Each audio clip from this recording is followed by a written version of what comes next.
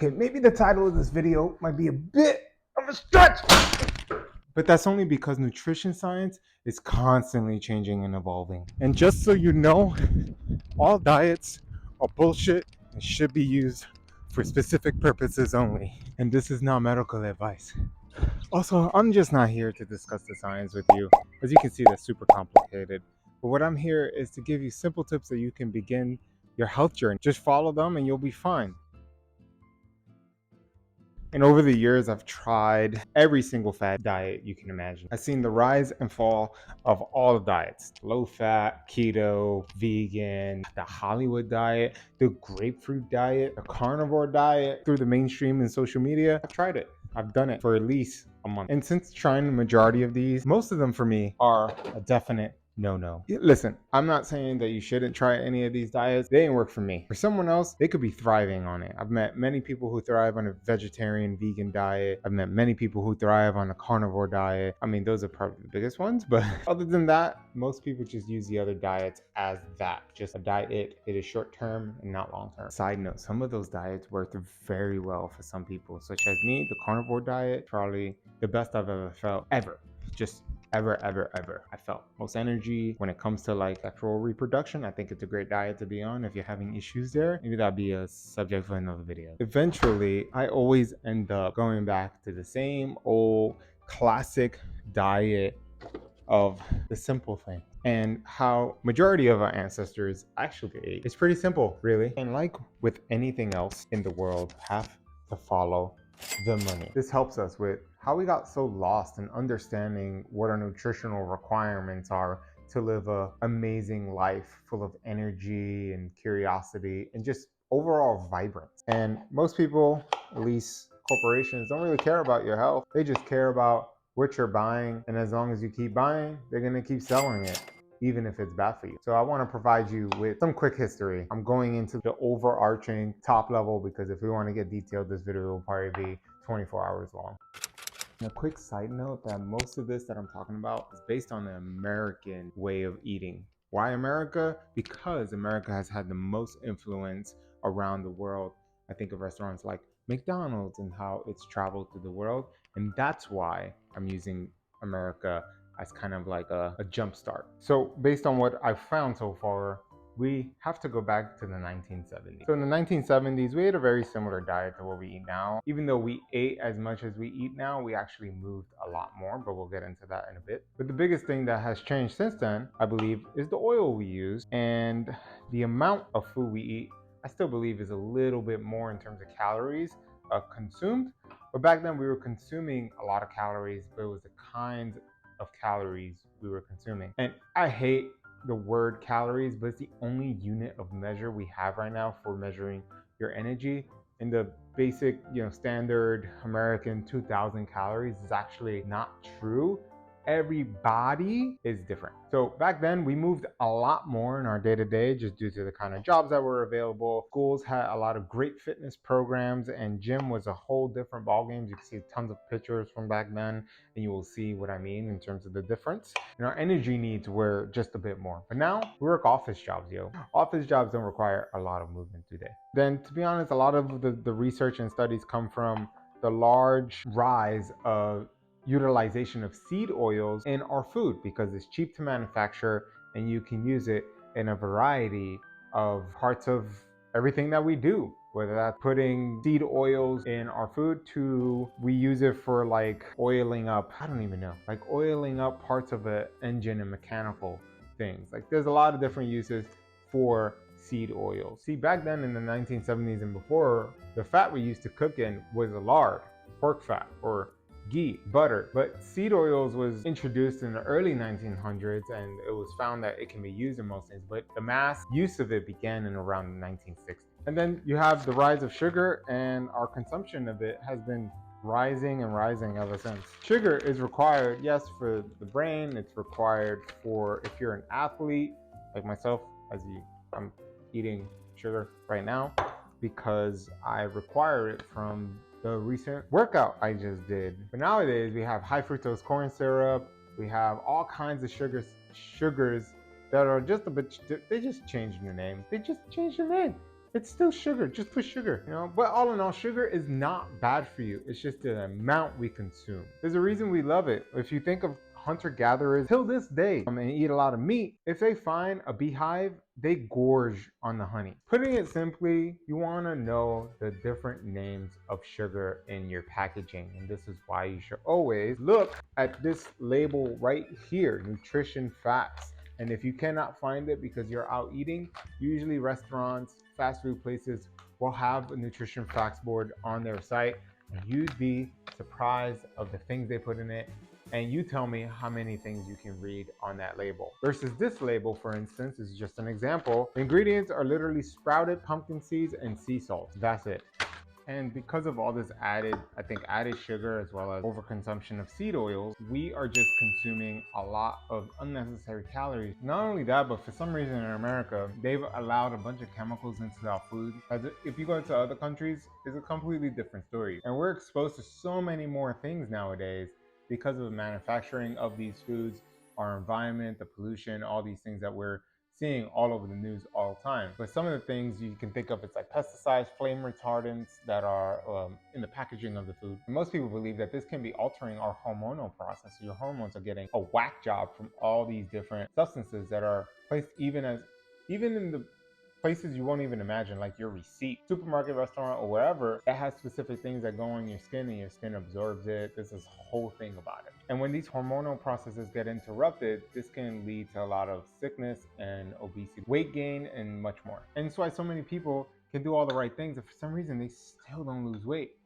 Because it might not be the food or the exercise, but it could be these things as well. But I highly recommend talking to your doctor, getting an extensive blood test, which can be expensive because sometimes health insurance doesn't pay for all the tests you require, to see your blood work and make decisions based on that. Not only that, but there's also side effects from prescription drugs and hormonal birth control that can have an effect on these things as well. And the number of people that use these drugs are so high right now. And as I mentioned before, and I'll keep repeating it again, our jobs have become more stationary, as well as we eat a lot more than we used to when it's unnecessary to eat as much if you're not moving as much. So since the 1970s, with the result of all these changes, we've had a rise in obesity, heart disease, and it's just become more prevalent. And why does it continue to be prevalent?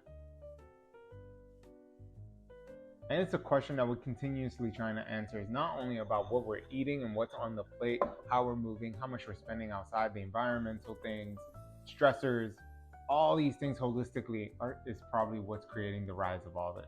Nutrition is just one small piece of the pie. Like I always tell my clients, it's a foundational piece of the pie. See, this is all very complicated and it's dependent on so many factors. But I believe some of the biggest factors that contribute is the fast pace of living, the amount of stress that we're all under, the rise of loneliness, the lack of quality sleep because we're so busy and nervous about what's to come, constant bombardment of social media and the media telling you how horrible the world is when it's probably the most peaceful it's ever been. But it's a lot of it's holistically. So I remember the first time I was overweight. I was 19 years old and I was 210 pounds. For a guy who's 5'9", that is overweight. 210 pounds?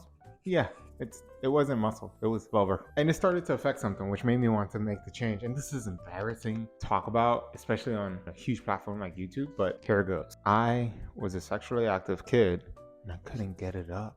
Did he just say that? And it's an embarrassing thing to say, but it's the truth. 19 years old, going through this challenge, I was in obesity territory and I was also going through stressors in my life. So this required me to really take a look and see, like, what do you have to fix? And it's all my fault. Back then, besides the fact that I was working a part-time job and going to school full-time, I would spend my nights playing Call of Duty 4 video games and eating whole cakes. I mean, I would take a whole Intamin cake and just eat that throughout the night while I was playing video games. It's just a recipe for disaster. It wasn't until the pain got big enough that I really started to realize which was the pain, being I couldn't get it up. And it was during that time where I decided to take the little knowledge that I gained through weight training in high school and implement that. Officially started my weight loss journey. I did it wrong though. I drastically cut calories to some insane small amount. I think it was like 16 or 1700 calories a day. And I was also doing low fat. So I had everything was no fat, nothing.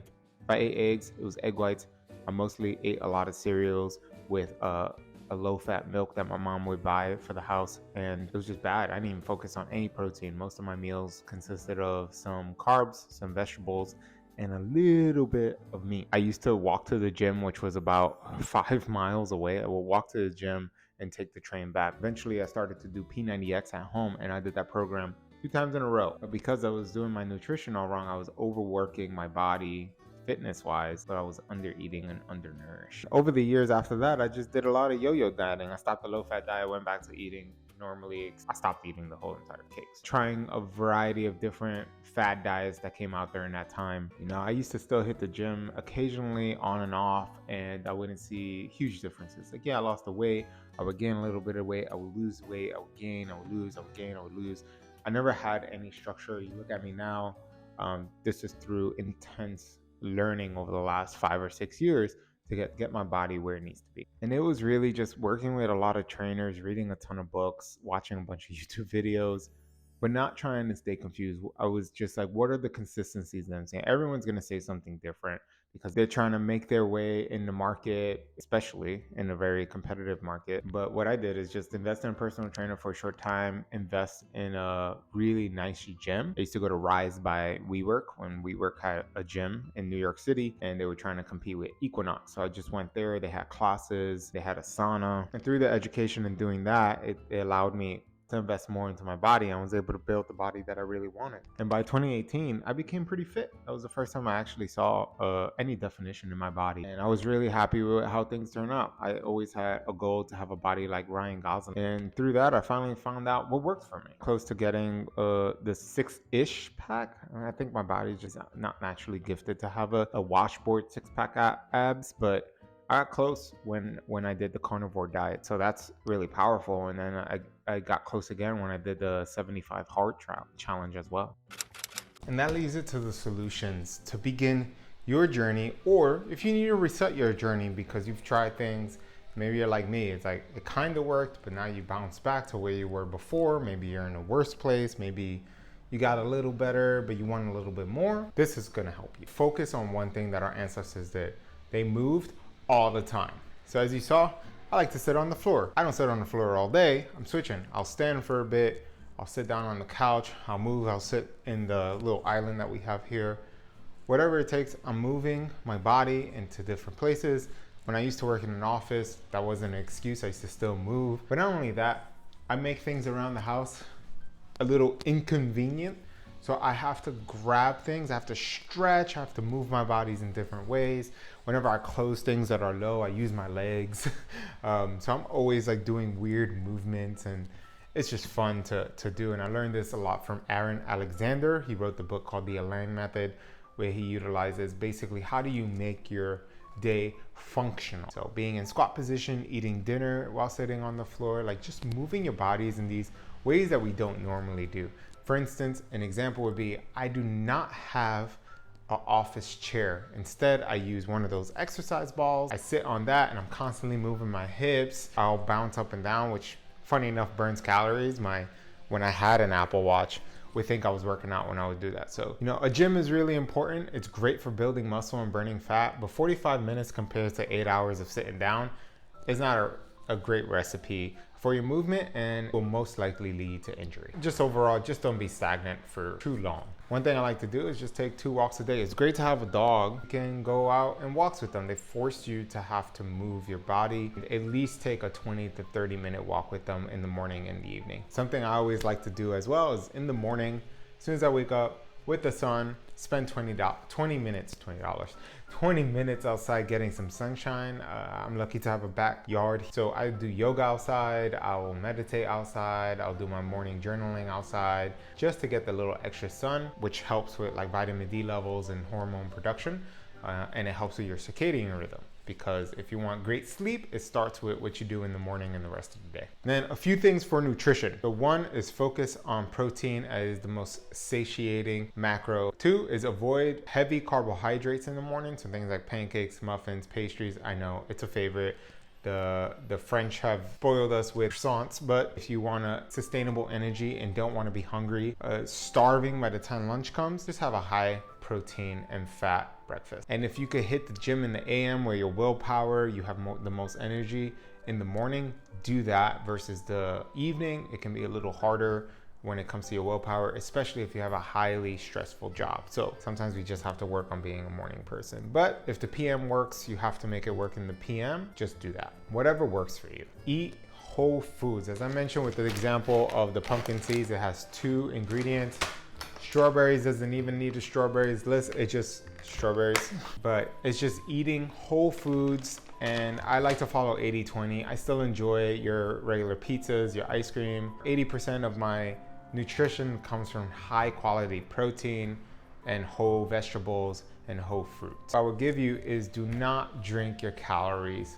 Water, black coffee, teas, sparkling waters, flavored ones with 0 calories can work. All of that to avoid having empty calories for nothing, and it's easier to gain weight when you have those. You can enjoy them occasionally. I know people love to drink the alcohol, which is usually very heavy in calories if you think about those nice fancy cocktails. Try your best not to drink your calories. That's the first thing I would remove if you're trying to start your health journey. And if you're a city person, you come from a city like New York or San Francisco, Delete, DoorDash, any of those apps, Grubhub. Firstly, because you'll save a ton of money because they add like 30% on the price that you would normally pay if you just go to the damn restaurant. And secondly, to be honest, cooking food takes just as long as planning what you're gonna order, making the order, deciding on what food you want, waiting for the dasher to come to your door. That just takes so long that you're better off just cooking a really easy and simple meal. And if you want simplified recipes and really quick spicy, you can follow me on Instagram, as I'll be sharing a lot more that just get me satiated foods that taste good. And I'll also provide some of the other more elaborate options in the Gutierrez household that I don't normally cook, but my partner does. And to be honest, probably not a nutritional, it's just an overall holistic wellness tip. And that is, keep great relationships around you. People that respect their body treat it as a temple. They treat their mind as a temple. And through these simple ways, you are the average of the 5 people you spend the most time with. You'll be more likely to make better decisions. So there you have it. If there was anything I missed or you have additional questions that I didn't cover in this video, feel free to leave a comment. I'd be happy to answer your comments. I'm thinking this is going to be a part 1 video because nutrition and health is so complicated and it's really individualistic. So if I can help you, guide you to what may work for you specifically, hey, just reach out and I'll continue making these videos. And if it gets big enough, I'll do some Q&As every now and again. So hope I could do that to support you.